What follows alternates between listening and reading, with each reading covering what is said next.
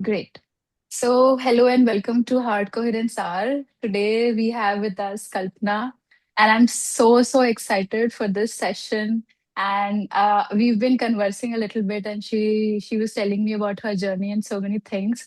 So I'm so excited that you all are joining, and I'm so happy to see so many people joining this session. So great that you could take out the time and be with us. So the format of this session is very simple. So I've also told Kalpana that the usual format is you share your story of transformation in your journey, and then we'll have Q&A session and then some more deeper questions if there are any. And I know you've shared a couple of your stories with me. So if time permits, we'll definitely try to cover those. And so, if you have any questions in between, you can type in the chat or even unmute yourself and ask permission to ask the questions in between. But I would like for Kalpana to first complete her story, and then we can all ask our questions. So that's the format of the session. And yeah, welcome everybody and welcome Kalpana. And I'm sure many of you have watched her testimonial. And you know what this session now is about her journey and also what has happened since and what she's currently doing and what are her plans for the future as well. So it's just this complete overview of Kalpana's journey into this work. And yeah, let's get started. So take it away, Kalpana. First of all, I want to say thanks to Nisubta. She's the one that reached out to me on Messenger. And one thing led to another. We were leaving voice messages for one another. And that's what has led to this moment. And I can't say, I have no words because I am so humbled by this opportunity, like immensely humbled by what is coming my way. I,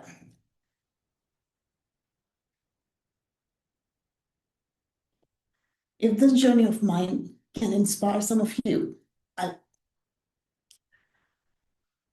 I would consider this every pain that I went through worth it. So I'll start my journey. I met my husband online in 2002. We got married in 2003 and I moved to Canada from India. I'm basically a Tamilian. I'm from Madras. I refuse to say Chennai for all of those of you that are here because Madras is a feeling, Chennai is a city, guys. I'm sorry. I'm sorry. And for me, Madras will ever be a feeling.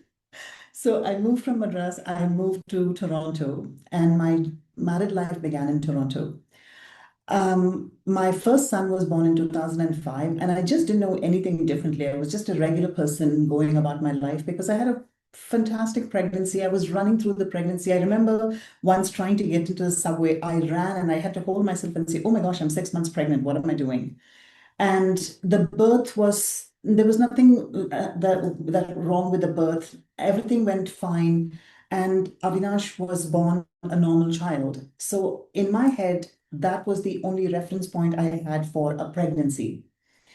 And we always knew that we wanted Avinash to have a sibling, and the even getting pregnant was harder the second time. Both of us were slightly older getting pregnant, and so it was harder. But I must say over here that the time that I got pregnant was a very toxic period in my life. And by that, what I mean is I was working in an environment that was so toxic. But just like, you know, how matter influencing matter is what Dr. Joe would say, I thought of all the reasons why I should work there. It is 7 minutes from my house. It is a very clean school. By the way, I am a teacher. I'm a Montessori teacher, and I trained in Montessori in 2007. We need the money to pay the bills. Like those conversations that everybody has, those were the conversations I was having. However, my body was signaling differently. My body was telling me that this space is not good for you. On a daily basis, I would come home with a lot of pain around this area. My shoulders would hurt so much. and I would only massage it, right? And I thought that's the solution. I'm exhausted. I am tired. Now I get pregnant in June of end of June of 2008, and towards just before the first trimester ended, 2 weeks prior to the first trimester ending, I come up with this really bad headache, and I can't understand what is causing the headache, and nothing would make it go away. Obviously, I can't take acetaminophen, I can't take ibuprofen, so I don't even know what I took. I must have gone to something natural. Nothing helped.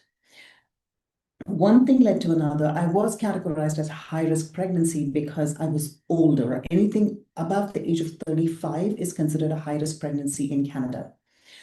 And thank goodness for, in my case, what happened was that I was being monitored by a set of midwives. Midwifery in Canada is free. So they can actually, unless they think that they need to have a doctor by your side, midwives are allowed to watch your pregnancy and take it to term. I think it was my biggest blessing because the midwives came to me and said, we need to do some blood work on you. And it's just regular blood work, right? During high risk pregnancies. And then they had the blood work results by Friday, but they were so aware that it could ruin my weekend that they called me on a Sunday. And they said, we have some news. Your alpha fetal protein levels are 7 times elevated. Now, to a layman, that meant nothing. I just thought I was not eating enough protein, or the protein that I was eating was having a bad impact on my child. That's what I thought it to be. And that's when the midwife explained to me, saying, that's not what it is. It means that the protein inside the baby's spinal cord is leaking into your amniotic fluid. And my first thought was, what does this mean? And she said, it may not mean anything at all until we have all the results. She was absolutely wonderful in the way she delivered the news to me. So she literally, I was being pushed on the ground, but I was being pushed onto cotton. So I landed very, very softly. So I remember going into the bathroom and taking that call because I didn't want my husband to be alarmed by that phone call. So I took the call. It took a little bit of time for me to digest. And I said, are you able to transfer all of what you have told me to my husband, please? She said 100%. And she spoke to my husband. And when we put the phone down, my husband is an engineer, so he thinks very logically. And the first words that came out of his mouth was, Kalpana, we have to care for Avinash. If this baby is going to be have severe spina bifida, it would mean that Avinash's entire life, whatever we have, we will dedicate all our energy only to Avinash. It will not be fair to Avinash. And I simply said, I have this ability to not go into complete panic attack and freak out. I simply said, I don't think we have all our answers yet. So let's go through all the testing. I don't remember sleeping very well that night. Next morning, I went into work and I said, I'm going to be expecting phone calls from my midwives because they have to work on arranging all of my tests ASAP.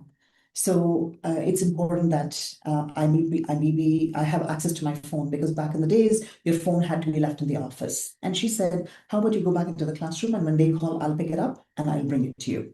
And sure enough, within the next 2 to 3 days, I had to go through a ton of blood work and other testing, including amniocentesis. For those of you that don't know what amniocentesis is, basically you lay flat and they have this really big needle that goes into the stomach, and they've got to do it super carefully so that they can draw amniotic fluid out of your stomach. And if the amniotic fluid is colored, that means the protein is leaking into the amniotic fluid. If it is not colored, then they have to do further testing. So right there, we went from a 20% chance of him having spina bifida to 0.5%. And even then, my husband wasn't too convinced because he's an engineer. He needed perfect answers.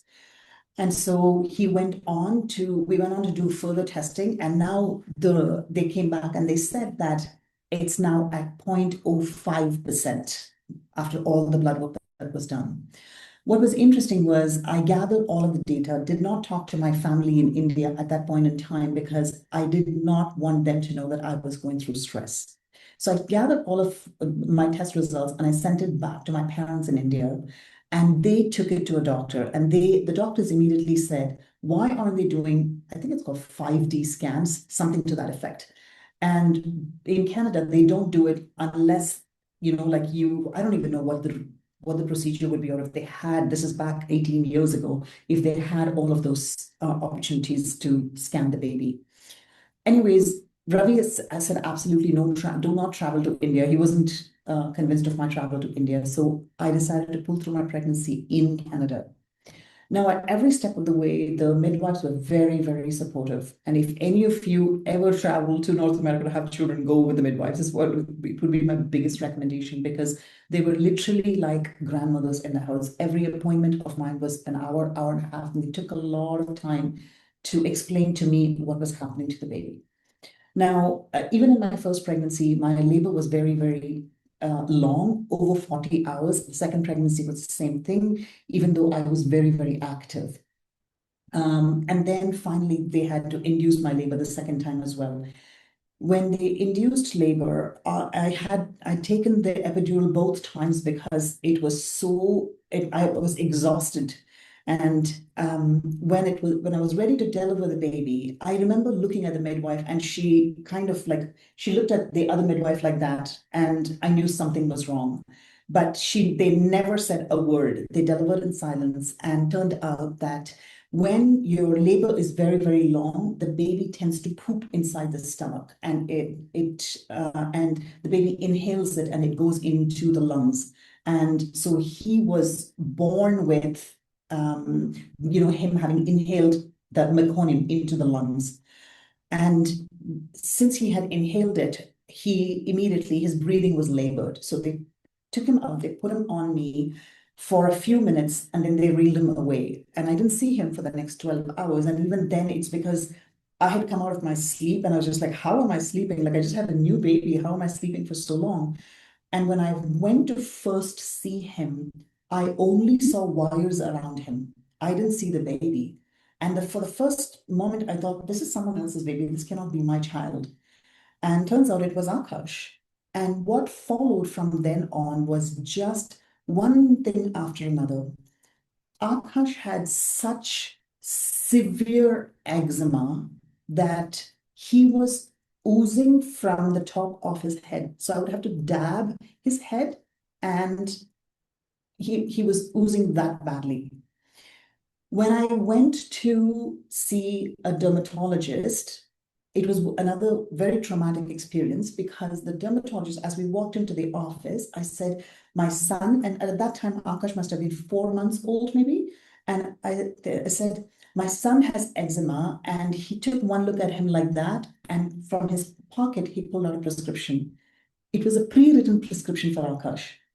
I remember walking out of there feeling so defeated. Like, how do you not even have the time to look at the problem or listen to the mother? How are you giving me a topical cream? And it was a cortisol cream for his skin. And I walked out of there, and I remember wanting to throw that away because it was so distressing. Um, After a few months, I began to notice that Akash was not gaining weight, he wasn't gaining height, and every appointment with the doctor, he showed under the fifth percentile. And I remember being, so in Canada, they give you 12 months of maternity leave. And because Akash was born in March and I'm a teacher, schools typically start in September. So I actually got 18 months of maternity leave. You would think it's a celebratory thing. It is not a celebratory thing when you have a child that's unwell, because he wouldn't sleep through the night. And you're talking about him just had, it felt like he had restless leg syndrome. Like he would constantly do this with his legs. And I just couldn't understand. So I had severe brain fog from not sleeping. And I'm talking about I was sleeping maybe 2, 3 hours, and that too not continuously. So, if any of you are Tamilians, you know what I'm talking about. We call it a yena. A yena is basically like a jhula that you make for your baby with the mother's sari. right? So I've been sleeping on the sari for a long time, and my husband made it. So what I would do is I'd put him in there, and I would hold the yena like that and fall asleep like that on him, on the yena, because I knew if I lie down, I would have to have so much strength to come back up, to sit up. And I didn't have that strength. And it almost felt like there was just adrenaline pumping through me to just get through every single day. Now that I have done Dr. Joe's work, I know these terminologies. I didn't know back then. I had not met Dr. Joe back then. This is, I'm talking about in 2009. I go through life, and as the time is approaching for me to go back to school, now Akash is going to go into the toddler program, and now I'm going to go into, so I was a preschool teacher, so I was going into the preschool. So I would take Avinash, drop him inside his classroom, I would take Akash to his classroom. And I still remember I would drop Akash, that door would shut, and I would hear him cry. And I would be standing on this side crying, saying, why am I on this job? Like, oh my gosh, he's crying. I should not be here. Every part of my body would scream, Kalpana, you should not be here. And I still continued to work over there. Now, the job itself was very stressful, very toxic. I had a horrible boss. She was not a kind-hearted human being at all. And I just continued to work over there until I did, I think, if I'm not mistaken, a couple of years later, I got a break from that, but still absolutely sleep deprived. And I'm talking about now, by the time you go on with sleep deprivation for so long, you have such brain fog that you can only see what's right in front of you, which means if you put a bill in front of me and say, you pay this, I can pay it. But I can't think even for half an hour later what needs to happen. And I was wasting away. And in the meantime, my body had felt so much fatigue. And now I know what I was suffering from was severe postpartum depression. Because in that phase, what had ended up happening was I began to have suicidal thoughts. And I'm not talking about, you know what, I just want to die. Oh my gosh, it wasn't like that. I had thought this through. I knew exactly how I would do it. I had, I knew I would use what rope I would use. I knew where I would hang from. I had thought this through, and not once, not twice. I had thought over it over and over and over again. And the only thing that was stopping me was the fact that I had two children. There was nothing else. My husband was right beside me. He did not recognize that I had had postpartum depression. Back in the days, nobody talked about it. Plus, living in Canada, it's very isolating because once you go into your home, nobody actually checks on you unless somebody calls and says, hey, do you want to go out for a coffee? Which is rare. So, although I have a very good community of friends, and I had a way of masking it, and I just thought I was just alone in this journey. And my first thought was, I know why I'm having this, why I'm going through this. It's because of my karma. I must have done something really bad in my past life. And that drove me to the Hay House conference that happened in 2014, March. And it was a 2-day conference. I'm really not sure why I booked both days. But boy, was that my changing moment. Because on day one, we had this beautiful lineup of speakers. And I'm looking at this pamphlet and I'm going, who is this? Some Joe Dispenza character. I have no idea who this man is. This man comes on stage. It was his keynote speech. And he started with this note. And I will never forget. My name is Dr. Joe Dispenza. I want you to turn to the person next to you and introduce yourself as an intergalactic genius. And I'm like, oh gosh, are you kidding me? Nonsense. So of course I did what he asked me to do. I turned to my left, I turned to my right, and I said, I'm an intergalactic genius. And they said back to me, I'm an intergalactic genius. I had no idea that that was going to be my turning point. At the end of that keynote speech, he said, we're planning our first progressive workshop in May. So this was in March. Within 2 months, the progressive workshop was happening. I went downstairs and I bought his book, Breaking the Habit of Being Yourself. But I was not much of a reader. So I still struggle with reading books. I would pick it up, I would read a little bit, lose concentration. Then I would tell myself, if this is too hard, it's not meant for me. Then I would tell myself, no, I have to do it for my child. No, I have to do it because it's the right thing to do. And I wouldn't do it. And then came May. The progressive workshop is 2.5 days. So it was a Friday evening, then a Saturday and a Sunday. And on that Sunday, they announced that the advanced workshop back in the days, it used to be 4 days. It was going to happen in Carefree, Arizona. And I knew that I had to somehow drag myself out there. So I came back. And when I came back, I said to my husband, I'm going to the advanced retreat. And he said, Kalpana, we'll talk about it. Because at this time, like the marriage is on the verge of collapse. You're talking about the stress levels being so high that my logical brain could only think of saving my children from this marriage. That's the only thought. Like we would just pass each other in the hallways. That was our marriage. Marriage collapsing, awful job, not sleeping, Akash's health. Like I was giving him acetaminophen 5 nights a week. 5 nights a week. So this is 2014. 2015, April, I go to Carefree, Arizona. I don't even know how I make it happen, but I make it happen.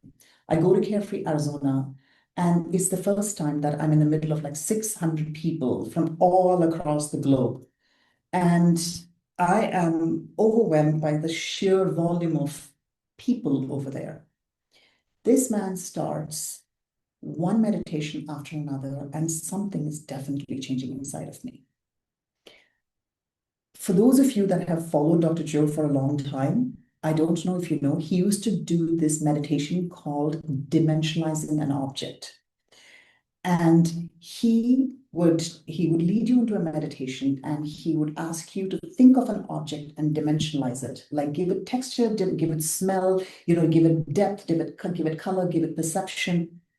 And I remember going through that, and I decided that my object would be a yellow rose because I don't like flowers. So in my head, in my brain, I'm challenging Dr. Joe. I'm like, nah, what you say is cuckoo bananas. This stuff doesn't work. This stuff doesn't work. That's the story I'm telling myself, right? So I choose a yellow rose because red roses are easy to come by. Number two, I'm just not like flowers at all. Flowers should belong only on plants. They do not belong in people's homes. It has been my opinion all along. So I go, I'm going to dimensionalize the yellow flower. Anyways, the meditation ends. And when I got up from my chair, I looked down to pick up my bag and there was a key. And I picked it up and I kept asking people around the table. I said, is this your key? Is this your key? And everybody says, no, it's not mine. It's not mine. So I turn to the guy behind me and I knock on his shoulder and I go, hi, is this your key? And he looked like he'd seen a ghost because he had dimensionalized a key. In his head, it was going to be a key. And we asked everybody around, it was nobody's key. And then, of course, my brain went, of course, things will happen for him. It will not happen for me. Why? Because, I have ADHD and, I don't have commitment and I don't, all of the stories that I would say to myself. Anyways, for the next 2 days, I did what anybody would do, which is look in the most obvious places. I did not surrender to the unknown. I kept looking in the most obvious places. Arizona is the desert, and you don't find roses in deserts. And I kept looking to see roses in the most, I'm like, oh, maybe the hotel lobby has it. No, nothing. In fact, anytime you go to a Dr. Joe retreat, there are always flowers, but guess what? There wasn't. No roses. I had gone to the event with my friend's daughter, and she was in the hotel room. She was just touring Arizona by herself. And every evening we would go out for dinner. We went to a store, and at the store, we happened to bump into this Mexican couple. And the Mexican couple, we said, can you please recommend a Mexican restaurant? They go to that one particular restaurant. It's a beautiful restaurant. It's very authentic food. And we ended up going there. This is like the retreat is over. We're flying the next day. That's today I'm talking about. So even at this point in time, in my heart, I'm going, you know what? See, what I wanted didn't happen. In the meantime, there are people who have gone up on stage and given testimonials. For somebody, it was a hummingbird. For somebody, it was a $2 bill. For somebody else, it was something else. There were people who were giving testimonials of what they had dimensionalized and that object just showing up for them. Not for me. Not for me. On hindsight, now I know that's because I did not trust the unknown. I did not trust the unknown. Anyway, we go to the Mexican restaurant. This girl is sitting in front of me, and she knows that I have told her that, my object was a yellow rose. She's sitting in front of me, and all of a sudden she just goes, oh, and I'm not sure why she's looking at me like that. And she goes, you need to turn around. And I turn around, and here is this woman with a basket full of yellow roses walking inside the restaurant selling roses. There was no other rose other than yellow roses in her basket. And I remember just starting to shake and sob right in the middle of the restaurant. That was my first ray of hope that something can change for me as well. It was something so small, but it's literally when I let it go. It was when I let it go because it was, I still, as I'm talking about it, I have chills all over my body. That is truly the art of letting it go. Now, I go through the following day, I'm ready to fly out. By this time, I knew, I knew I was onto something. By this time, it's the next day, we're ready to fly out. I'm going through security, and that whole machine starts to beep. And they pull me out out of the line. And the guy goes, what are you wearing on your chest? And I'm like, nothing. I have no jewelry on, nothing. And he goes, go through the scanner. So I go through the scanner and I do this, and right at my heart it's glowing. So they pull me aside and they do a scan. They pat me down, and all I could do is just smile because I knew that my heart center had opened that day. I just knew my heart center had opened. Wow, that's so beautiful. I remember Dr. Joe saying this once, like he has been pulled aside a couple of times because of this.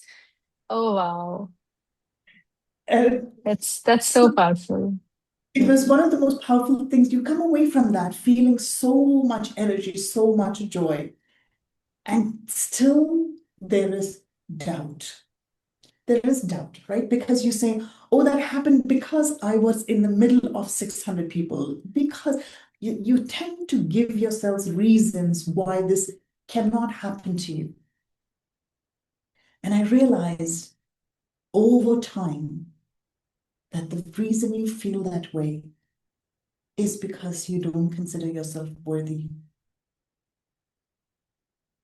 And that is such a powerful thing for us to feel.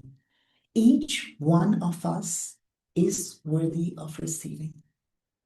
And that is the most powerful thing that Dr. Joe could have taught me, that I am worthy of the love that I'm willing to give others. It still goes on.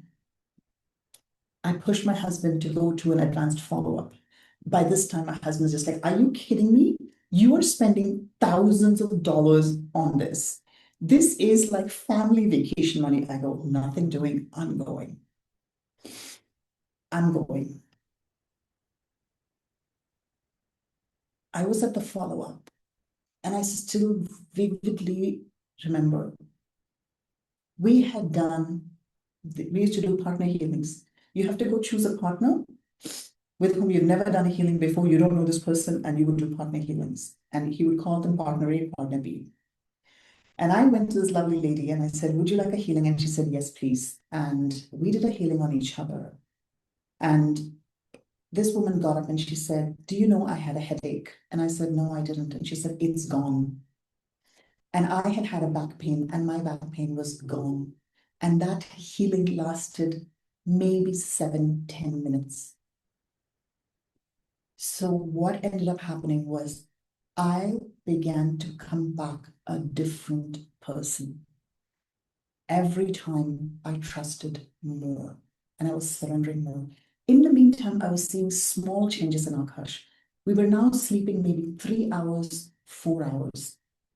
And I would get up in the middle of the night, I would get up and go, oh my gosh, like, is it okay? And then I realized I was used to the known. I was used to him waking up. literally, the more I began to surrender to the process, the more I realized it's about letting go.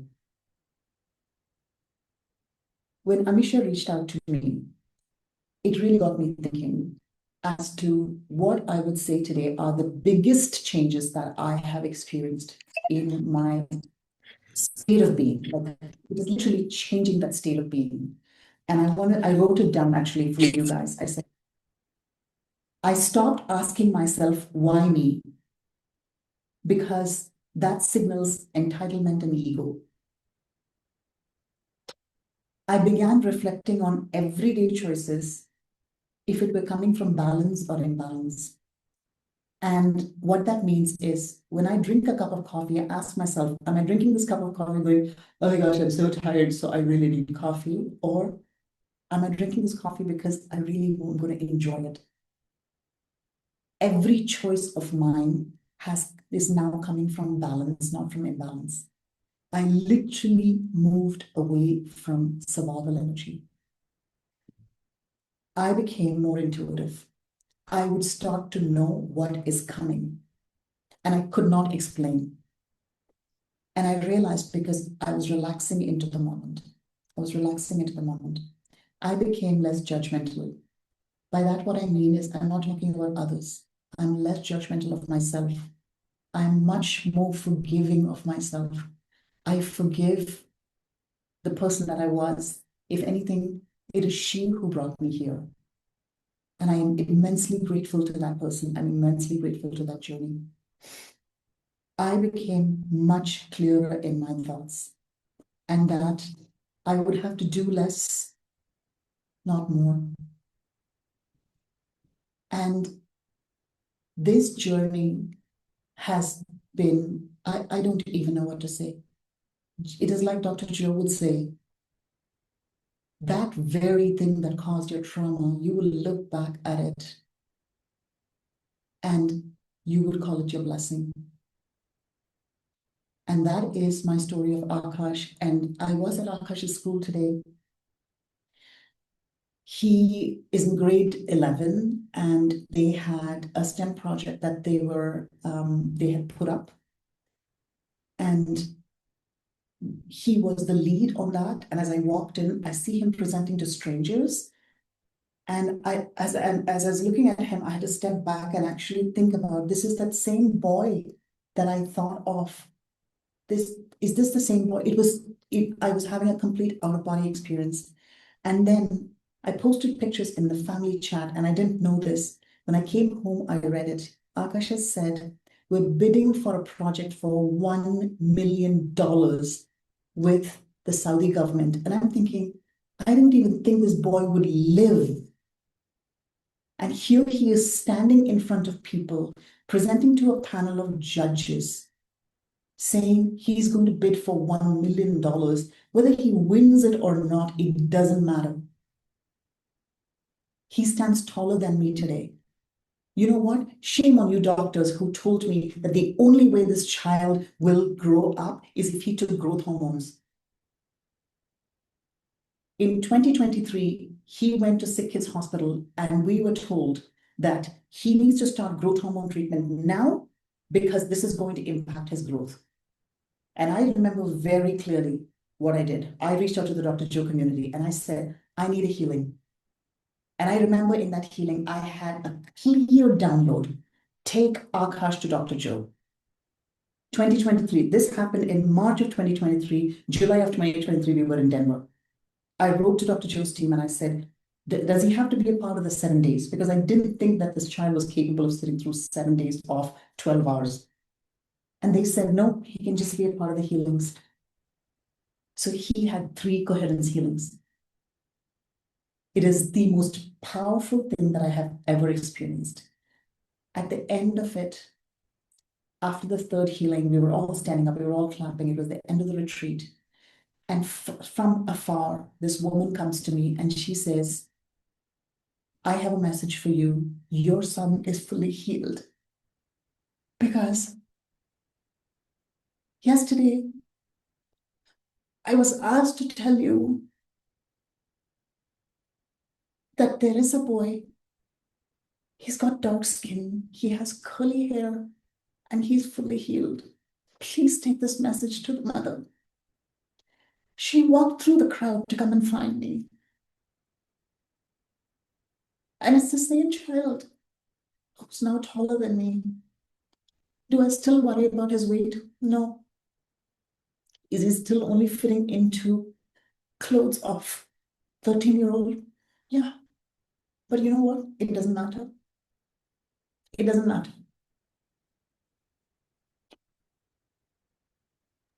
I'm immensely grateful for this journey that I began. His name is Akash Nityan Galanathan. Nityan means endless. Akash means space. What are the odds that Dr. Joe's meditations are all about endless space? And I always say this, space brought me to space. He has been my biggest reason to be where I am today. Dr. Joe showed me the path to see Akash as whole. I was seeing him as broken. He is not broken. He is whole. That's the message that I got. All of us have a way of looking at our lives and thinking something is broken. It's not. It's not.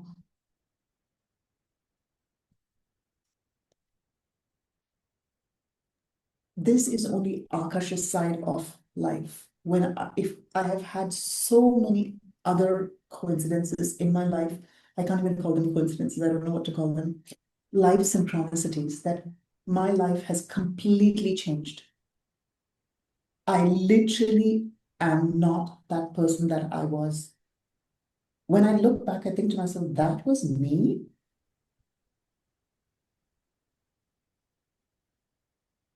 That's not the person that I am today. Today, I trust blindly, blindly. Apparently, I'm in the middle of a zone that is in war. Not a day have I fretted it. Not one day. I don't watch the news. I'm very aware of what my triggers are. And the minute I recognize triggers, I cut it off. I cut it off. I use Dr. Joe's language. People who know me will know me as, oh, Kalpana will say that's high beta. I use that one slide. I have that one slide that's on brainwaves all the time. And I just go, okay, that's high beta, la, la, la, la, la, la, because I know something like that will impact me. I have zero interest in politics. I have zero interest in knowing, gas prices are high. I have no interest in knowing whether the Strait of Hormuz is open or closed. And people have asked me, do you just live in denial? Maybe so. But I can tell you this one thing with absolute certainty. For those of us who are interested in what is happening around the world, I can tell you when we take that information in, you change energetically so much that you impact your immediate loved one. 3 days ago, my husband, myself, and someone, we were at coffee together. He was sitting to my left and he's talking to this woman. And I turn around and look at him. My husband is 62. The man looks younger than ever, younger than ever. And I'm thinking to myself, like, what changed?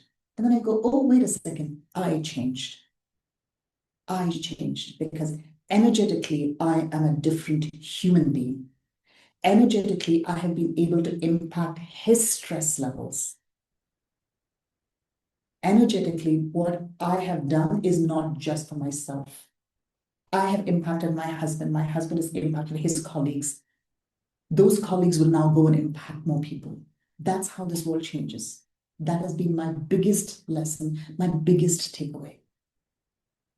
When we change energetically and we no longer identify it, I just feel that Dr. Joe's talking through me. Like this feels so bizarre because these are completely Dr. Joe's words. When you change energetically, you literally have a physical impact on the loved ones near you. I say this all the time to people. I say it all the time. You sit there and you scroll through social media, watching one hopeless news after another, after another.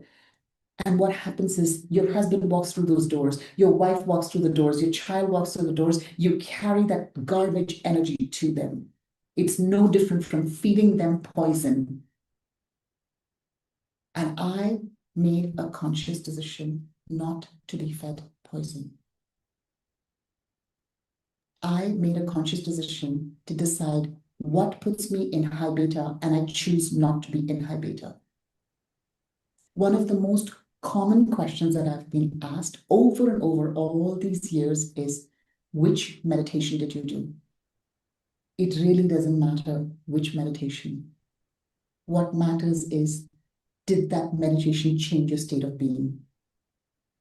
Because and Dr. Joe will tell you this, if you do a certain meditation and you have this beautiful out of body experience, and then you go about your day and you huff and puff and cuss and live in hopelessness, live in despair, live in agony, live in fear, live in angst, live in jealousy, then that meditation had zero impact.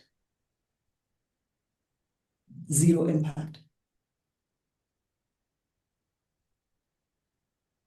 So true. Yes. So that is my story. Wow. That is so powerful and so many nuggets of wisdom you shared with us. I'm so grateful. And I wanted to cover a few things before we open this up for questions. And I think you've covered a lot of ground and answered people's question. So when we were talking, I made notes of the things that I wanted to discuss more. One is just you told me and you just shared here also, Dr. Joe showed you the path, but you committed to the journey. So, how did that come about? Because I know a lot of us struggle with commitment, committed to this journey, being consistent in this journey. So, how did that come about for you? And what did you do for that, continued commitment to this journey? Okay, so I'm really grateful for my journey as a Montessori teacher, right?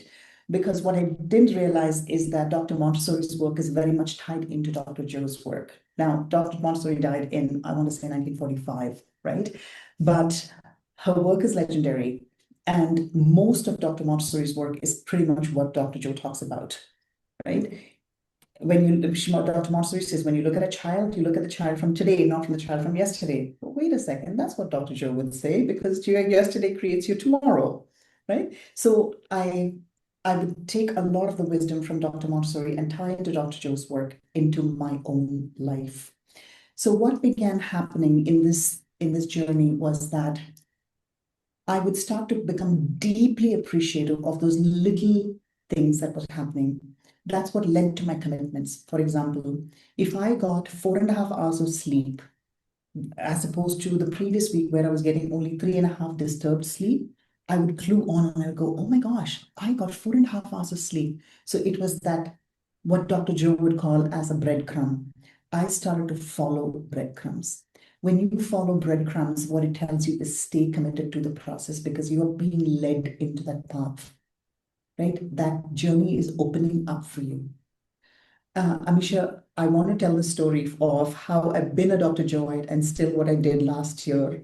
It is really important for you to know, if you are still new to the journey, that somebody who's as seasoned as me would make these choices that I made last year. So January of last year, my husband started this conversation about, Kalpana, we have to move to Riyadh, Saudi Arabia. And I said, hell no, you will not take me away from my parents. My parents live with us in Toronto.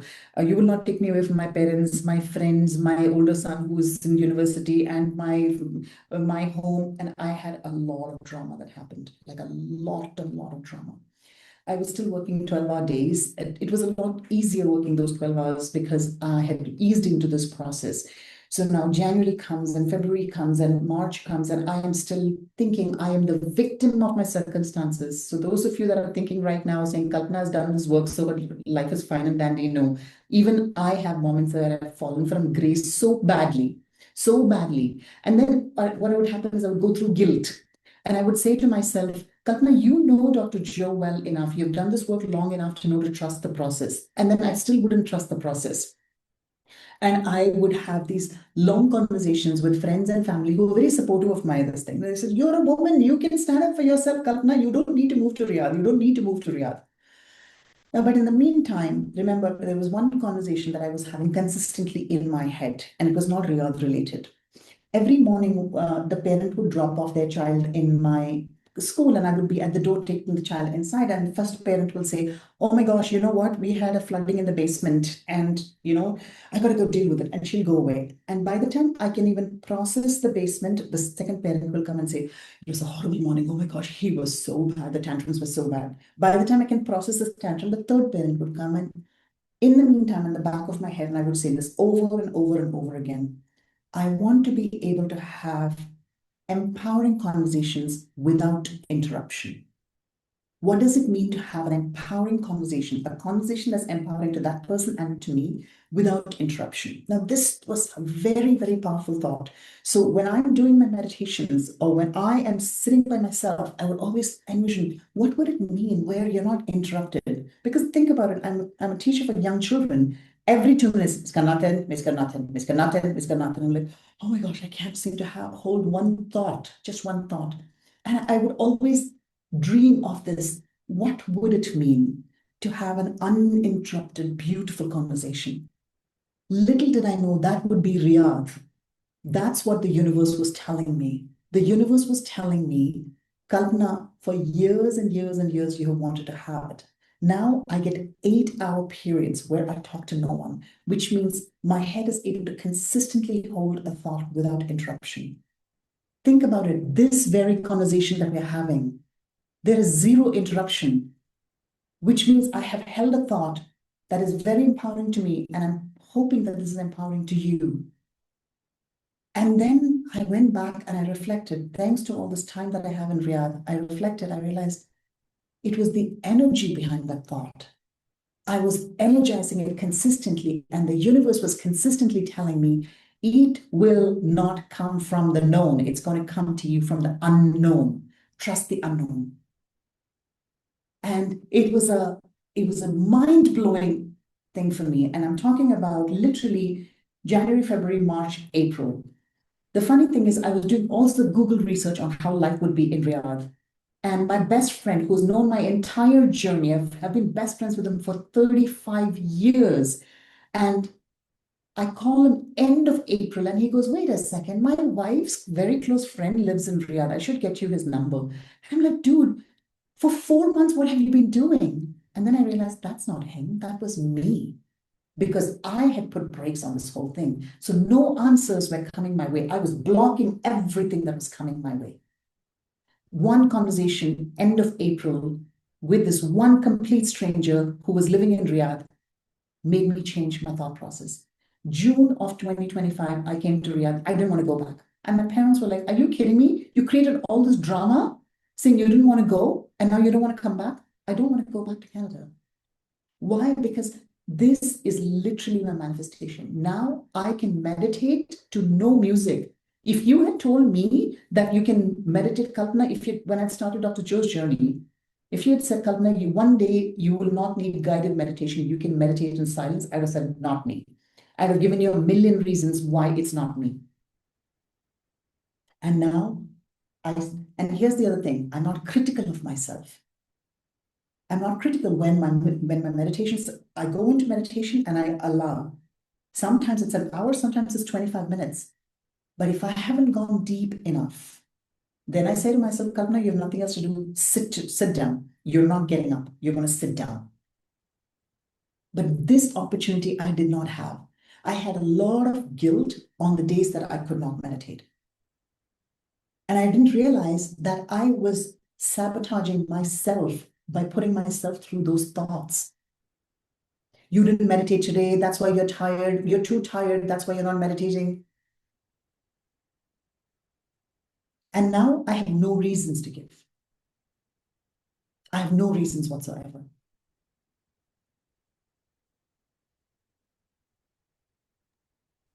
Wow. And yeah, Think that's that Yes, please. Go ahead, Misha. Go ahead, No, please share. so I was just thinking, like, it's been a long journey for you. And like you said, and many people have this doubt, like once you do this work and once you go deep, there'll be no challenges. Like you'll remove challenges. But like you said, that's such a No. powerful example for people to know that you will have challenges, yes, and you will block the Yes. chances of receiving the solutions. But I think doing this work for so long, you have that understanding now, so you can think this through and be in those energies, like, okay, I will allow. So I really like the word that you said, you allow yourself to be in those energies to receive, actually. So like you also said about this, like you energetically created, but you did not know how it would look. So you wanted to have uninterrupted, conversations with people, empowering conversations, but you did not know how would that look like. It just completely shifted my perspective on manifestations as well. Like you don't know how it's going to show and how it's going to look. It's just No. that energy that you are creating. Wow. You are truly creating an energy because that is the whole premise of manifestation, right? If you're looking to manifest something, the only way you can manifest it is through path of least resistance. That is the process of surrender that Dr. Joe talks about. Mm, great. And I Um, have come, like, there's teachers that have come my way. Is there someone up for a question? Sure, go ahead, please, Shreya. Shreya, we you have have a two questions question? in the chat as well. Yes, Shreya, go ahead. Hello, hi Amisha, hi Kalpana ji. Thank you so much for doing this. I mean, I'm overwhelmed with gratitude. All of us were crying by the end of that, and I'm going to be visiting this every week just to kind of reinforce my belief. I wanted to ask you. So when we are doing the meditations, so how do you? I mean, I don't know the right way to put this, but conjuring up the feelings. I'm not a very visual person, so I can't bring faces and situations to mind.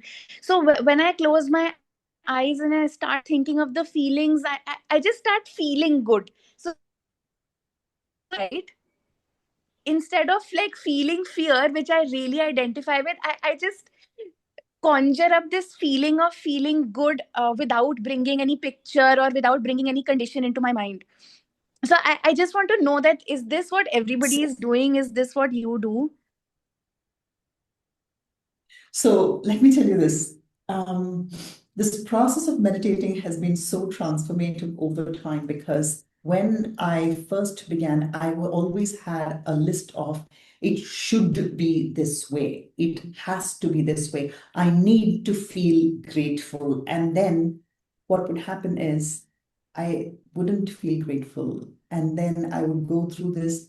See, you've gone back to the same person you were. You don't have gratitude, and I would have a lot of negative self-talk. Hmm. And the funny thing is, when you go to Dr. Joe events, right, he talks through almost 12 hours, right? Sometimes it's like 15 hours. And when he talks through it, you can't pay attention to everything that he's saying. Until one time I was there and my mind was blown, and he said, there is no such thing as a bad meditation. Yes, that Stop stuck being with hard. me. Yeah. Yeah. And so, but I knew that I got that information intellectually, but to embody that information energetically took me a very, very long time. To say no meditation is a bad meditation. It's okay if you're hard pressed for time and you decide that you can only do 5 minutes, it's okay. Just do that 5 minutes. It is okay if you could not sit through that for 55 minutes of breaking the habit of being yourself. I don't even know if that meditation is still available. It used to be available. If you haven't done it, it is okay. It's perfectly okay. That's what I meant by being very forgiving of myself while it was easy to be forgiving of others. So don't be harsh on yourself, Shreya, that you are not able to conjure up a certain feeling, right? It is just the fact that you're committed to your meditations will get you there. You will get to a state of balance where you will start to not fight against something, right? It is Yes, it's perfectly very true. normal I, for I you to had be. extremely bad OCD to the extreme of taking my life multiple times, and my mother passed away a year and a half ago, and my parents are divorced. It's been a journey, and Dr. Joe's work has really literally saved my life. That whole thing about forgiveness just made me cry so much. So thank you for sharing, and thank you for this reminder. Thank you so much.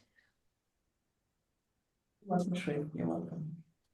We Ria, have you have one a question in question? the chat. Yeah. So I'll come to you, Ria. Firstly, we'll answer the question in the chat. So I'll ask.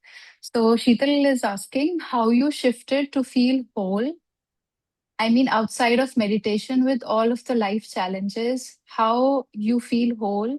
What thoughts come during the feeling of whole with challenges? Okay, so I can tell you this. When Dr. Joe talks about that energetic field that surrounds your body, right? That there is the field of information that is in the body.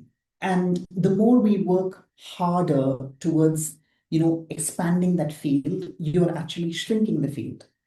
So what I began to do is I began to bring a lot of simple joys into my everyday moments. Um, in your chat, in your screen, you can see Lakshmi is here. Lakshmi is a friend of mine that I met in 2018, and she has seen my journey with Dr. Joe, and she now follows Dr. Joe's work. And Lakshmi is testimony to the number of days where I would tell her I'm parked at the lake, and there's a lake beside my house. I would go park at the lake. I would have a cup of coffee, and all I would do is just be in that moment, enjoying that cup of coffee, nothing else. My ringer would be off, and that's my time. And I'm not talking about that's not meditation, right? So what happens is when you experience that moment of just I, me, myself, and what is in front of me, it is that one microsecond of feeling whole. It is a very small blip in time in your 24-hour day. It's really okay for you to be engaged with blah, blah, blah, blah people on a daily basis. But every time you take that blip of time just for yourself and you start to feel like, oh my gosh, I'm present with myself, you are committing to yourself. That's what wholeness will look like. Wholeness doesn't look like, oh my gosh, I have everything in my life. It doesn't look like that at all. My life continues to quote unquote have challenges, but the way I look at it is very, very different. January, February, March, April, May, 5 months last year, every month I had something or the other that made me question if I was indeed Dr. Joe's student. Aside from the drama that was happening about the move to Riyadh, in January was when the conversation happened. In February, my son's car hit a snowbank. Nothing happened to him, but the car was a write-off. In March, my husband had this big mass that had to be removed from his stomach, which had been growing. It was benign, besides the point. In April, I went because we had to get our paperwork ready to come to Riyadh, I went for my physical checkup. And she told me that my mammogram came back suspicious and that I have to do further imaging. In May, I got a frantic call from my doctor saying that I probably have colon cancer. Now, all 5 things super distressing. But what was interesting was A, who did I reach out to for support? That's the first question. B, secondly, what did I do with the information that was in my field of vision? One is I began looking at the flip side of everything. The car that was totaled by my son, insurance gave us more money than what we had spent on it. So I flipped the story around. He's safe, we got more money. My husband's biopsy from that surgery came back negative. I flipped the story instantly. Oh, that's working in my favor.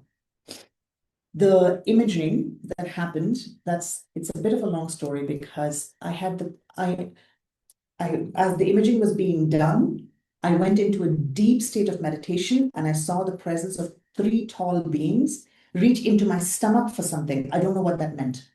They reached into my stomach, they pulled something out. And the woman that did my imaging, she did something for me that is not allowed in Canada. She gave me the results on the spot. Technicians in Canada are not allowed to discuss results with you. Technicians have to send it to the doctor. Only the doctor can read it. The woman looked at me and she said, "Go away. If somebody asks me, I've never met you, but you don't have to worry," she said. And I knew in that moment I had healed. So everything that was coming my way, I was interpreting it differently. That's what wholeness looks like.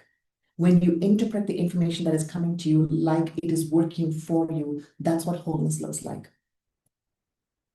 Shreya, if you're on this call, in this moment, what you're experiencing, I don't know who asked the question, this is what Sheetal. wholeness looks like. You're on this call listening to this. This is what wholeness looks like. If you're feeling absolutely beautiful in this moment, that's what wholeness looks like. Oh my God. Thank you so much, Kalpana, because I'm doing meditation a lot and I'm working on my healing and my daughter's healing. And, sometimes I wonder, like, what is that wholeness? Like, where I'm, feeling lack, why it's not whole? Like, thank you. Thank you for explaining so beautifully. Thank you. Love you. Bless you. Wow. Yes, Yes, Ria Riya. has her hand. Yes. Go ahead, Ria. Good evening. I have retina problem since I was born. I can't see anything. I am new to Dr. Joe's work. So I am following it maybe for 2 months. And how should I proceed to this work?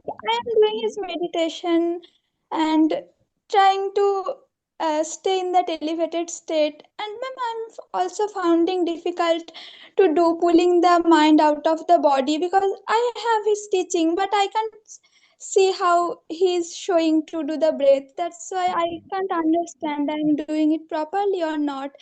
I also facing problem in mental rehearsal because I haven't seen anything in my life because I am blind since I was born. So ma'am, I'm finding these difficulties. How do you suggest to proceed in this work?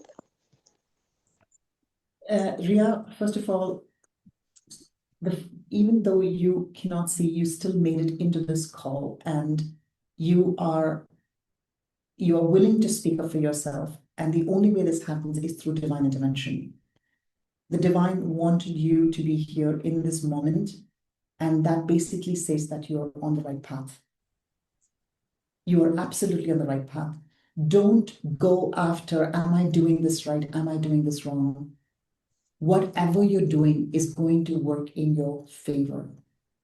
Whatever you do. The fact that you have found Dr. Joe's work.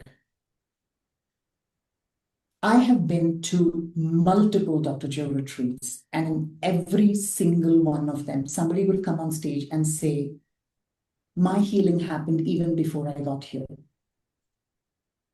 So for those of you that are saying, oh my gosh, it's too far away, his retreats don't come to India, I don't think I can heal because I don't have the money, don't. Thank you so much, Dr. ma'am. Joe will tell you that In himself. my family also, nobody believes that true means, and that's why I don't have conversation with them. It just demotivated me, and yes, I also don't have that ability to go because I am a student now.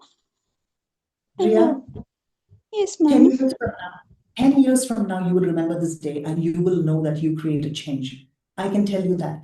As a mother who lived in hopelessness, as a mother who was suicidal, if I am here talking to you, 100% your life is changing. I have no doubts. That's the trust in the unknown. One question I have stopped asking since doing Dr. Joe's work is, how is that going to happen for me? The how does not matter. The how does not matter. Ria, commit to this process. Commit to staying in that state of being. You know, when you do the meditations and you have that one day where you realize, oh my gosh, I was lost in the void, that is your moment of connection with the divine. Allow Thank for you this so grace. much. I don't have And words to thank you enough. I'm very grateful. to found you. Before anybody continues, I'm sorry to interrupt. If Ria wants, if she wants to listen to the progressive workshops, I have the latest version. So, Ria, I can give you access to my account, email ID, and password whenever you need it. You can just listen to the workshops. They're transformational and just because you can't read the books, right? But you can listen to the progressive and the intensive. So Yes, whenever you need it, just message. thank you so much. I have got audio book of Dr. Joe's 3 book, Supernatural. I am listening to this book. Thank you so much for your If you want kind. the course, just let me know. I'll give you access to my account, and I have a lot of meditation, so don't buy them. Just reach out. We'll send them to you. Thank you so much. Yeah. I don't have words to thank you. And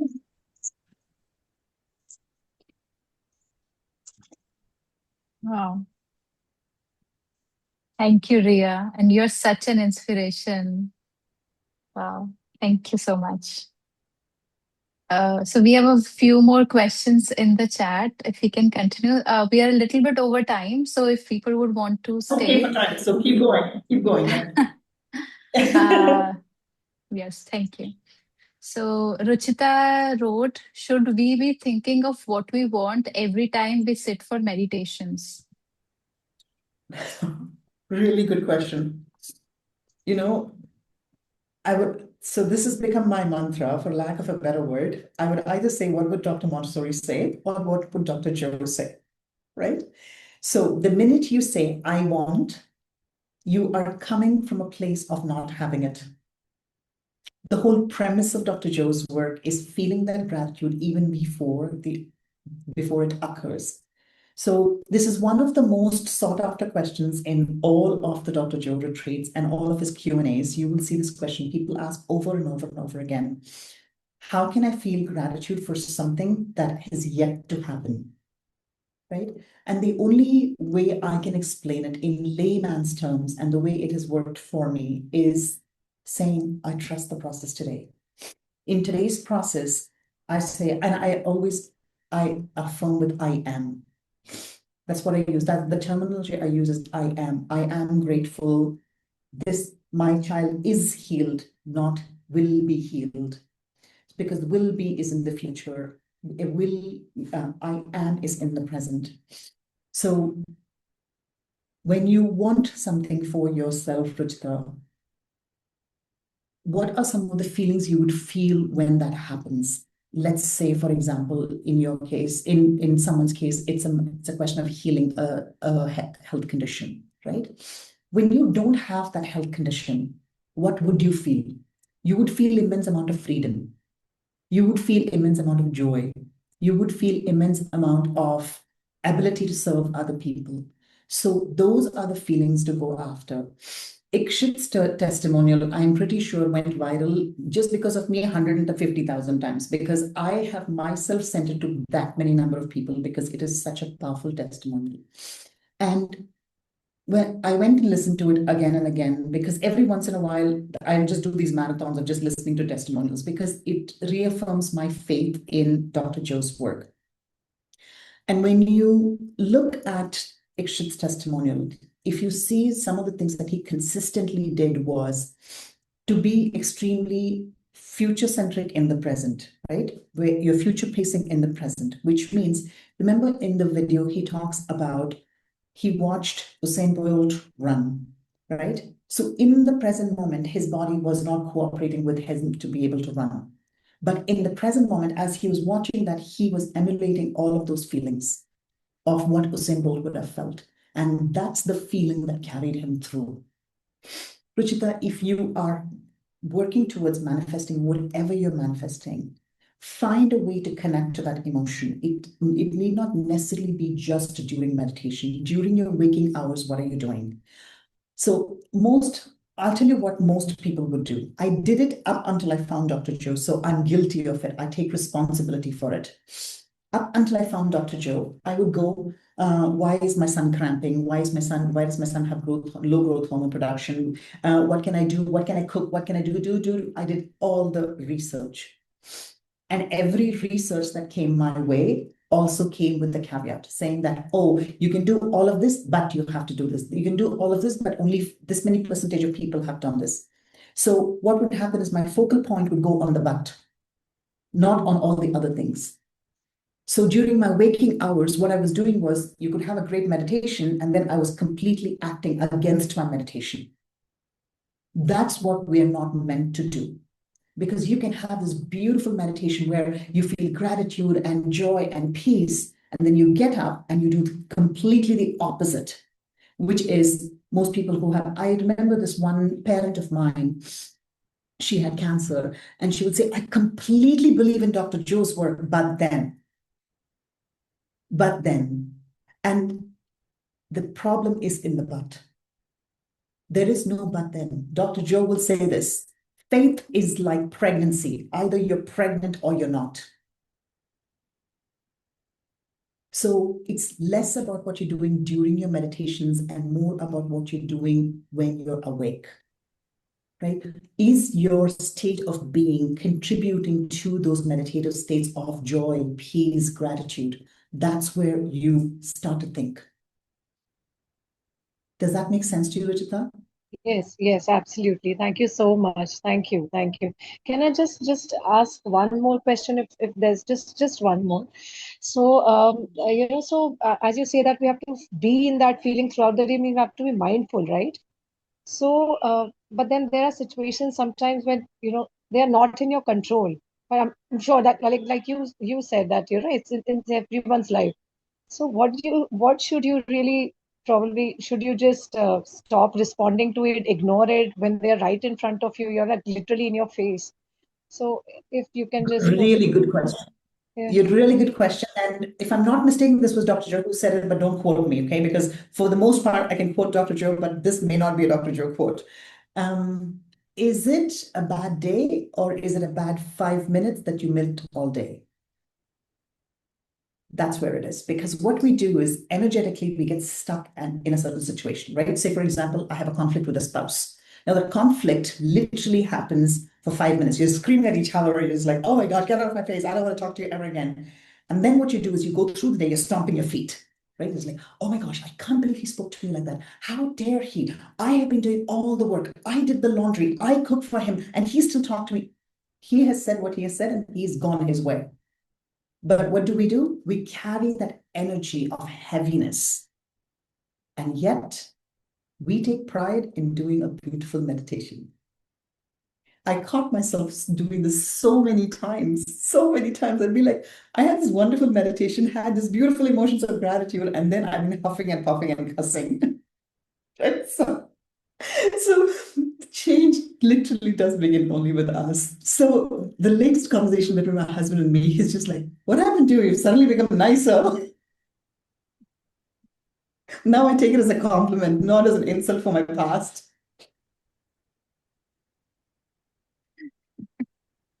Wow. Oh, wow. No, Um, just sorry. I'm so sorry. Thank you to you, Amisha, and thank you to Kalpana, ma'am, because I never thought, I'll be seeing her face to face. I've seen her testimonials over and over, but never knew that, there'll be a platform where I'll be able to connect with her. So thank you so much. I think I've You know, taken a lot more time. Thank you. Nisipta is the reason for this. She's the reason we're talking. Absolutely. Thank you, everyone. Thank you so much. Thank you, You're ma'am. welcome. You're welcome, Ruchita. we have Abhishek, a you know few what? questions in the chat, and we have a few people who raised their hands. So I'll switch in between. So I'll take one more Sure, question from the chat, and then we can take whose certainly. hands is up. So Niharika is asking, what would you suggest for people who can't or may not want to attend a Dr. Joe Dispenza retreat in person, but are still interested in meditation and personal growth? Definitely. So Dr. Joe will tell you this himself, right? That you don't have to come to a retreat, right? Those of us that have had the privilege of going, it's amazing, but you don't have to. However, what you really need to invest in is A, of course, committing to a certain practice. B, making sure that you're aware of what your triggers are and making sure that you're not invested in your triggers, right? So literally doing the opposite of making sure that you're not hovering in that moment in your head, because all of us live in our heads so much, right? So catching yourself falling from grace, that's Dr. Joe's terminology. How often do you fall from grace on a daily basis? Number 3 is surrounding yourself with people who speak your language. That's a big one. That's a really big one, Harika. And when you realize that somebody is not speaking your language, it's only because, and this is the analogy that I always use, right? It's like all of us are climbing ladders, right? And we all crossed 42, 43, 44, 45, and now I'm in the 84th rung of the ladder. Some of them are still at the 42nd rung. If you get stuck on that level, you won't grow. But we have to recognize that it is not their journey to walk beside you. Our problem is that we all have friends that we call as friends that we think need to understand our language, but they don't understand. So you have to find a way to continue to climb that ladder, that energetic ladder. And in the process, Dr. Joe will tell you, a lot of people will not be your friends anymore. So what are your conversations? What are your everyday conversations? Are they future paced? Are they rooted in faith? Who are you talking to? What are some of those regular daily conversations you're having? It doesn't matter. It could be your rickshawala, it could be your auto driver, it could be the driver downstairs. The minute he says, Madam, dekha, ande kitne expensive ho gaye, and you feed into that conversation, you have fallen from grace. You have completely fallen from grace. I'm not saying disagree with him and put him down and say, have you done Dr. Joe's work? But you can say, bilkul, you know what? Mehenge ho gaye. And you can actually stop at that. But I'll tell you what we do, right? Are tum ande ke bare mein baat kar rahe ho? Pyaz ka daam dekha kitna badh gaya hai? And then we blow that. We make that so big. And now you've had anda and pyaz ka conversation, and next thing you know, you've gone to work and somebody has continued the same line. And just like, wait a second, I left that conversation behind and now this person is talking about the same thing. Right? So we have to become conscious about who we are speaking with, interacting with on a daily basis. What emotions are they triggering inside of us? Is there that one friend that you can talk to and you can walk away feeling really good? For me, Lakshmi was that friend. Every time Lakshmi and I would have a conversation, both of us would walk away feeling very, very good. And that was my base. That was my base for all conversations. I became very aware of, wait a second, that conversation left me super depleted. I don't want to have that conversation again. And I started to recognize people. I'm like, oh my gosh, every time we go out for coffee with this person, I come back feeling absolutely wasted. And now I realize on a daily basis, I'm talking to people. I feel like I drop my conversation here, pick it up over here, pick it up over there. It's all the same conversation. It's all energy related. It's all uplifting, upbuilding. So we have to become cognizant of who our tribe is. And the old tribe may not be serving our needs. That is the most important thing that we need to take away. So now I call them bait. I call them bait. So I have this thing where I call it God frequencies and bait frequencies, right? Bait frequencies are like frequencies that are very, very low. So anything that makes me feel grateful, joyful, peaceful, anything that is like uplifting, I call them God frequencies. And then I have baits, right? And it'll be very simple. Like,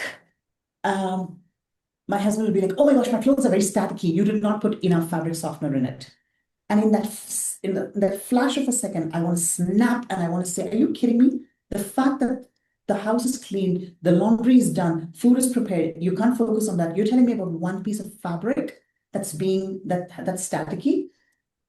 And then now what I do is I stop and I go, that's a bait. That's a bait from a low frequency, because the low frequency will bait you on an every single day basis. Are you going to fall for that bait? Because every time we give into that lower frequency, you're falling from grace. You're falling from a frequency that's much higher. So if we can recognize that's a bait, and bait doesn't come with horns on their head.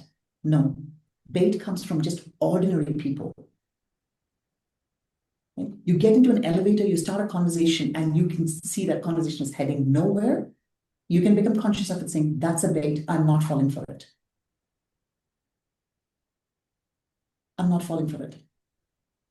Wow. The conversation that I always bring about is this one story. It's the story of a monk. I don't know if you've all heard the story of a monk. There were two monks that were walking through a forest, a dense forest, and they had been walking for miles and miles and miles in silence. They come to the edge of a river. The river is raging, and the raging river is, they have to now cross the river to walk across.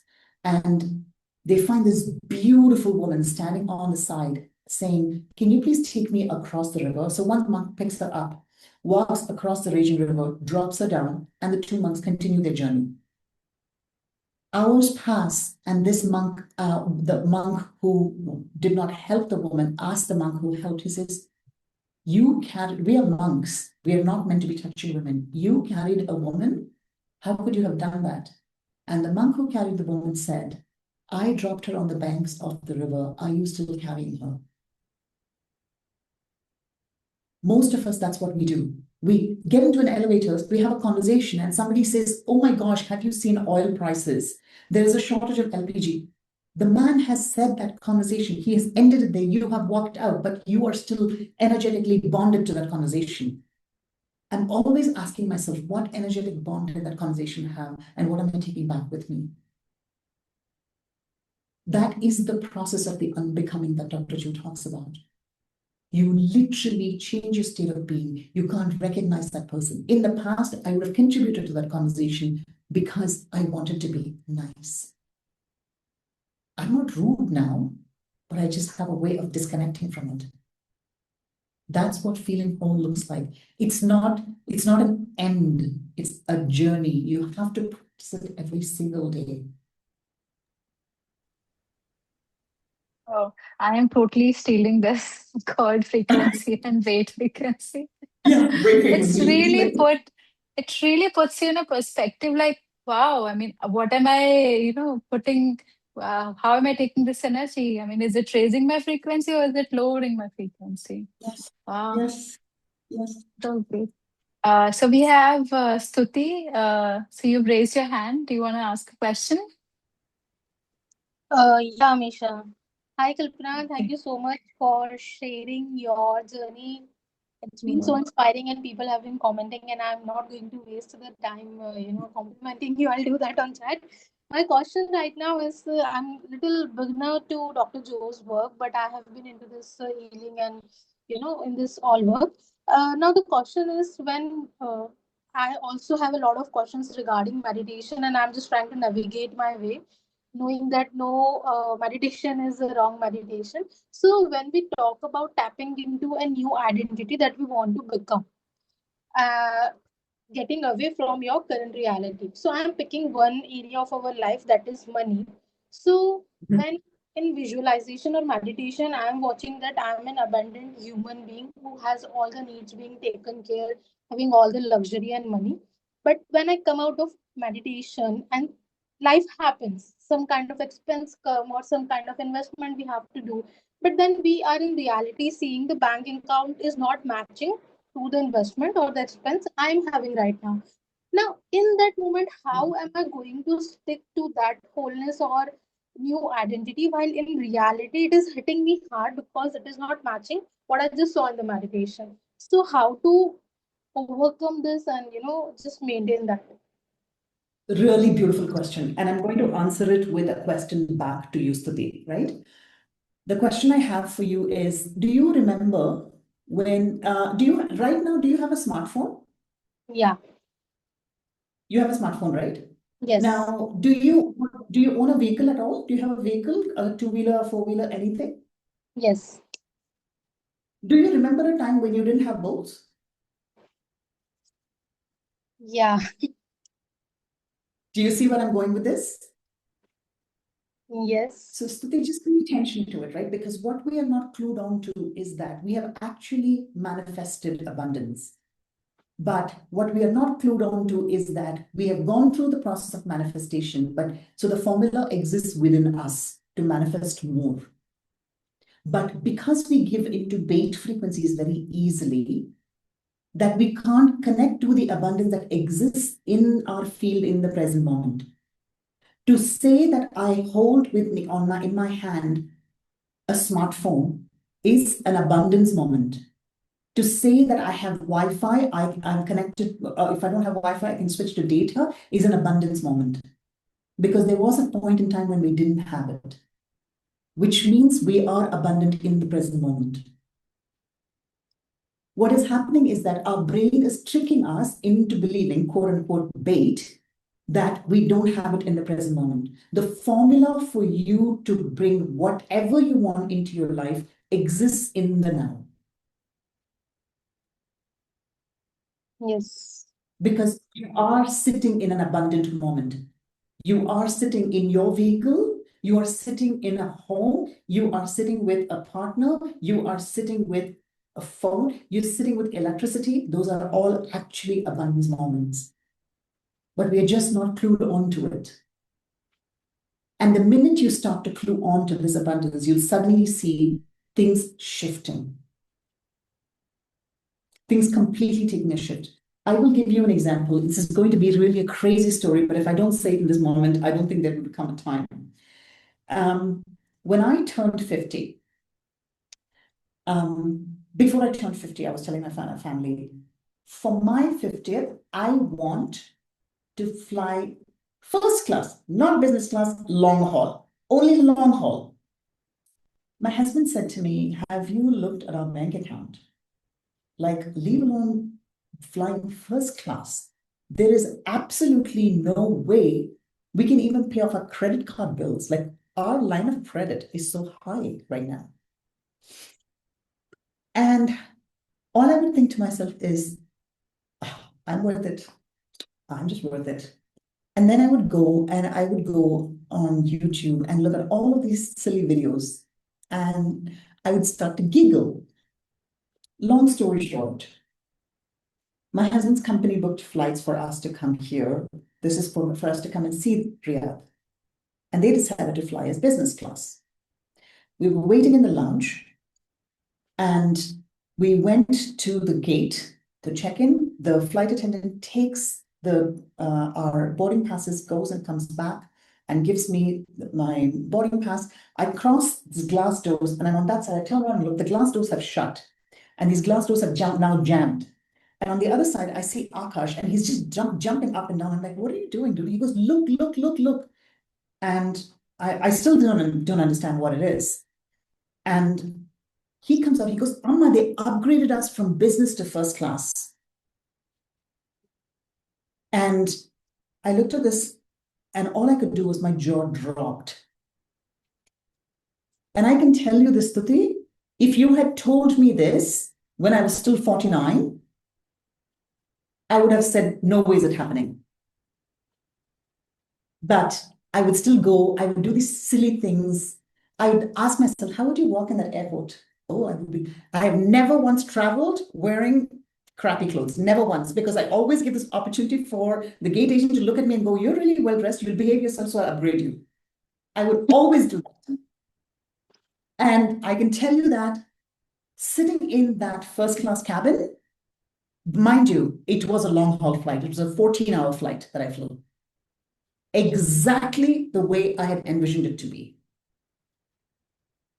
Stuti, when you get out of a meditation and you go and you check your bank account and go, oh my gosh, I've got like 2,000 rupees in my bank account. Oh my gosh, you are signaling bait. You're signaling the bait frequency. The abundant person will not log into their bank account and start to fret.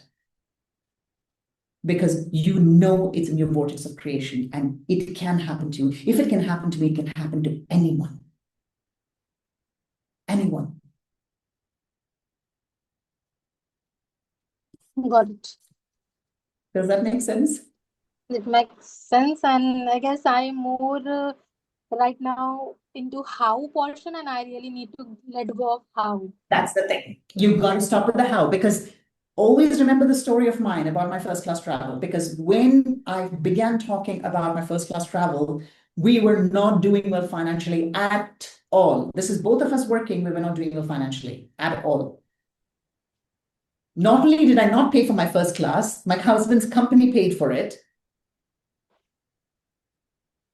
Yes. That's a possibility that exists in the vortex of creation for every single one of us. Every single one of us. Need to do a lot of work on that area, but thank you so much. I got a little bit of direction now. Suti, remember, it's less of work, more of feeling worthy. Allow yourself to feel worthy of receiving. Yes. Work on getting rid of your limitations. And your limitations are your brain telling you that you're not worthy enough to receive. Yes. Oh my God. Everything that you are telling with every story, it's like blowing everybody's mind. Oh. So I'll ask Nisipta. I think your hand was up. So if you wanted to ask something or say something, yeah, please. Most of my questions are answered. Okay. But in any case, I just wanted to ask, like as a mother, there are times like when your child has something and people around you tend to remind you of the situation that you are, whatever negativity or whatever you're facing with your child. How do you deal with that thing? Like you don't want to hear it, but it might be somebody very, very close to you and you can't be constantly telling them. It even could be your mother. Like in my case, it is usually my mother. Yeah, so you know what? It's such a beautiful question because that's exactly what happened with me a lot, right? First of all, even to carry through that pregnancy and then post-pregnancy, because everybody was on my case. And I can tell you this, Nisutta, if today someone asked me, the person that I was back then, what would I have said to someone who has a child with growth hormone, low growth hormone production? I would have said, go down the path of getting growth hormone injections. But having lived the journey that I have lived, I can tell you that my faith in the divine is so strong that it is absolutely, I'm pregnant with faith. And for life, I'm pregnant with faith. Now, that also means that the conversations that are happening to you, remember, those are bait frequencies, right? That's a bait for you to lower your frequency. And in your case, when your mother or whoever is in your vortex is having this conversation about to you, you just will have to say, that's not my story within your head. Do you understand? Right there, you disconnect from the bait frequency. Tell yourself, that's not my story. That's her story. That is her belief system. It is her belief system that your child will not be healed. It is her hopelessness. It is not your hopelessness.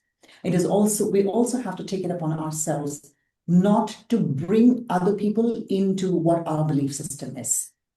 Because remember, faith is also like hunger. When you're hungry, you have to eat. You cannot eat because your mother is hungry. She has to eat for herself. Right. So allow yourself, and that's a bait frequency, by the way. When someone comes to you and says, are you kidding me? There's no way that can happen. That's a bait frequency. That's your reminder to connect with divine frequency. What is, flip that story and say, that's her belief. That's not my belief. So don't fall for the bait.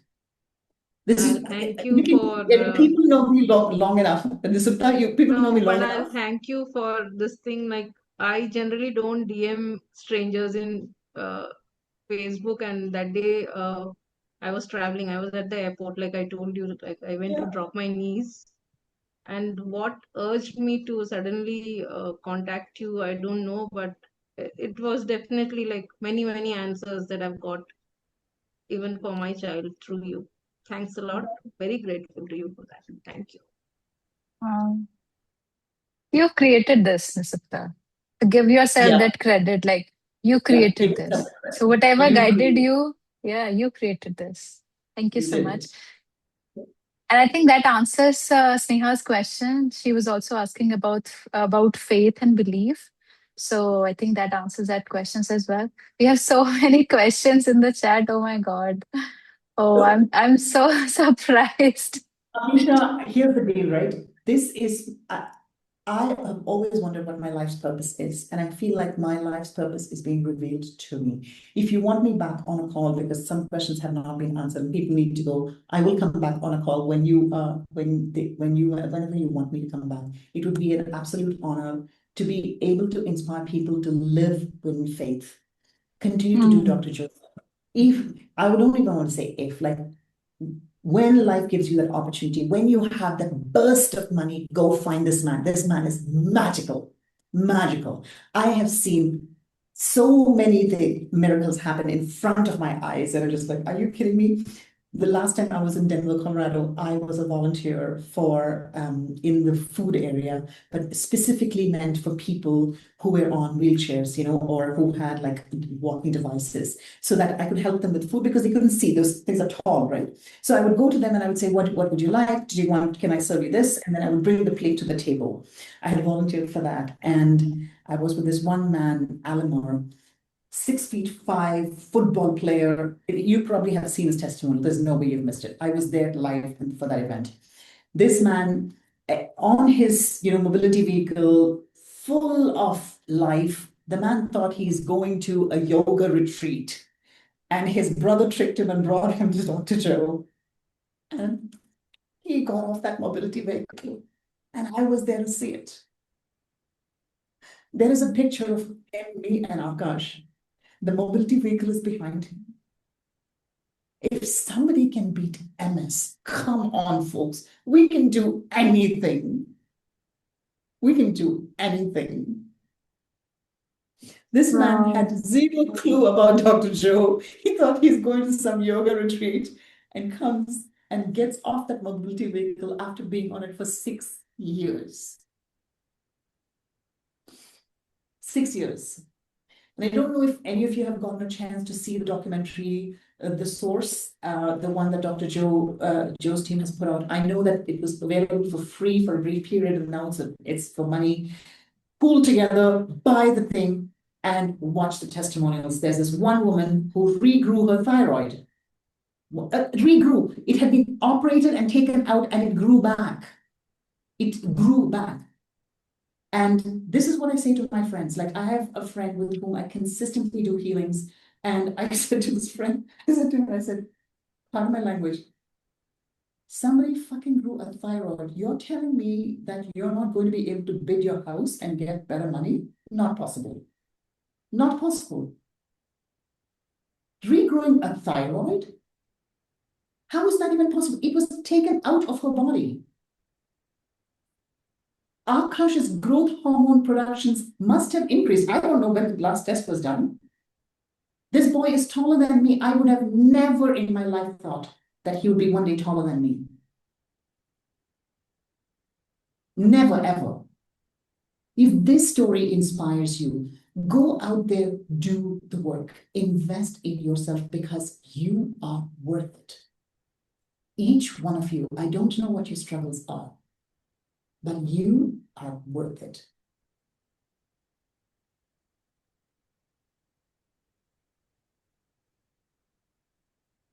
Wow. I think everybody of us need to hear this today.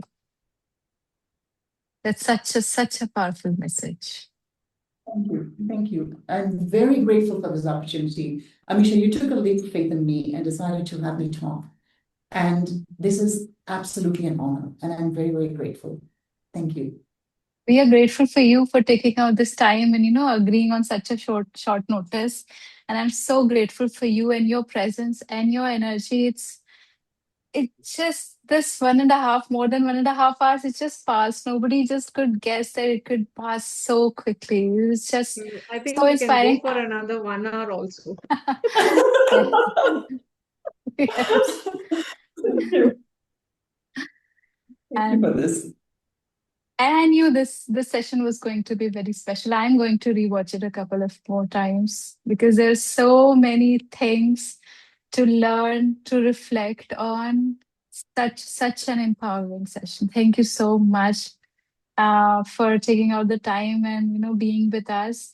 And hopefully we'll have you soon with us for another session. Definitely. And yes, you may post this video onto for the others of the channel. 100%. Please feel free to do that. Thank you so much. Thank you. Okay, And, bye. and so many people are writing so many things in the chat. So if anybody wants to unmute themselves and say some parting words, grateful words to Kalpana, you can do so.